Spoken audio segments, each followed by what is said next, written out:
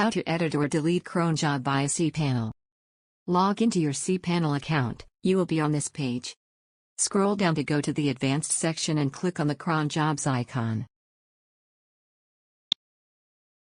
Scroll down to go to Current Cronjobs and locate the cronjob you want to edit. In front of the cronjob we want to edit there is an edit option. Go and click on it. You can change the time and frequency of a cron job. For example, let's change it once a day to once an hour.